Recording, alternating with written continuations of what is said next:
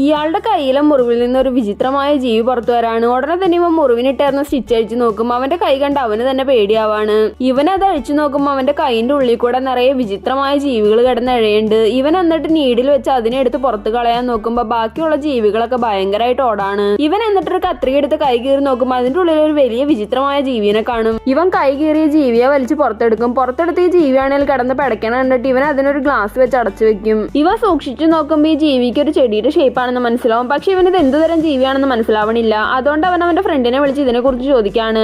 അവളാണെങ്കിൽ ഇതൊരു ചെടിയൊന്നുമല്ല, മാംസം കഴിക്കുന്ന ജീവിയാണെന്നാണ് പറയണത്. ഇത് ചെക്ക് ചെയ്യാൻ വേണ്ടിയിട്ട് ഇവനൊരു ചത്ത എലീനെ കൊണ്ടുവന്നിട്ട് ഈ ചെടിയുടെ അടുത്ത് കൊണ്ടുവന്ന് വെക്കും. ഉടനെ തന്നെ വിചിത്ര ചെടി വിടർന്ന് പൂവായിട്ട് ഈ എലീനെയും കടിച്ചെടുത്തോണ്ട് പോകും. ഇവനും ഇതൊരു പൂവല്ല, മാംസം തിന്നുന്ന ജീവിയാണെന്ന് ഉറപ്പിക്കും. ഈ എലിയെ തിന്നുടനെ തന്നെ ഈ ജീവിയുടെ വലിപ്പവും കൂടുണ്ട്. ഇത് കണ്ട് പേടിച്ചിട്ട് ഇവൻ ഇതിനെ സൂക്ഷിച്ച് അടച്ചെടുത്തോണ്ട് പോയി ഫ്രീസറിൽ കൊണ്ടുപോയി അടച്ചു വെക്കും.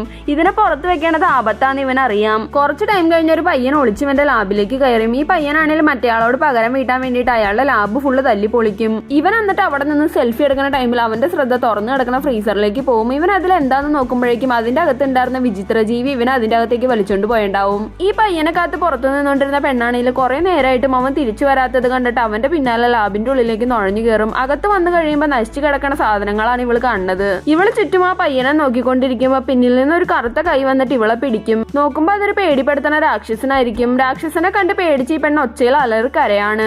ഇവളുടെ സൗണ്ട് കേട്ടിട്ട് ആ വീട്ടിലെ പയ്യൻ അവിടേക്ക് ഓടിച്ചെല്ലും. പെട്ടെന്ന് അവന്റെ മുമ്പിലേക്ക് രാക്ഷസനാണ് വരുന്നത്. ഈ രാക്ഷസൻ എന്നിട്ട് ഒറ്റയിടയിൽ ഈ പയ്യനെ എടുത്തെറിയും. കുറച്ചു കഴിഞ്ഞ് ഈ പെണ്ണിന് ബോധം വരുമ്പോൾ ഈ രാക്ഷസൻ അവളുടെ അടുത്ത് തന്നെ ഉണ്ടാവും. രാക്ഷസന് ഈ പെണ്ണിനെ ഉപദ്രവിക്കാൻ ആഗ്രഹം ഉണ്ടായിരുന്നില്ല. എന്താന്ന് വെച്ച് കഴിഞ്ഞാൽ ഈ രാക്ഷസൻ അവൾ അന്വേഷിച്ചു വന്ന അവളുടെ ഫ്രണ്ട് തന്നെയാണ്.